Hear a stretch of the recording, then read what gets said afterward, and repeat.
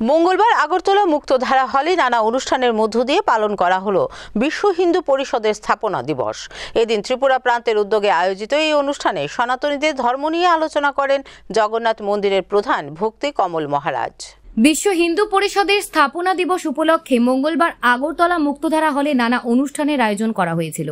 এদিন বিশ্ব হিন্দু পরিষদ ত্রিপুরা প্রান্তের উদ্যোগে আয়োজিত অনুষ্ঠানে সনাতনীদের উপস্থিতি ছিল চোখে পড়ার মতো।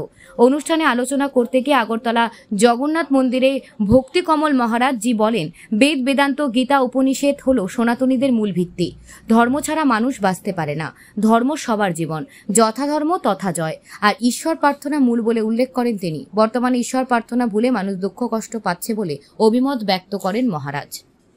আমাদের সনাতন ধর্মের ঐতিহ্য বেদ বেদান্ত উপনিষদ গীতা ভাগবত আমাদের ফাউন্ডেশন, স্ট্রং ফাউন্ডেশন। সুতরাং ধর্ম ছাড়া মানুষ বাঁচতে পারে না। ধর্মই আমাদের জীবন, যথা ধর্ম তথা জয়। কোন ধর্ম? আমার ধর্মকে আমি কে? আমি মনু আত্মা, আমার প্রভু পরমাত্মা পরমেশ্বর ভগবান শ্রীকৃষ্ণ,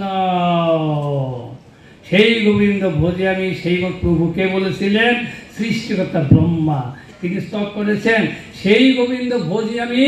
সেই আমার প্রভু, নিত্য প্রভু, আরাধ্য দেবতা, প্রাণের দেবতা, প্রাণ গোবিন্দ, প্রাণ সম্পদ, সেই বিষ্ণুদত্ত প্রভু রামচন্দ্র।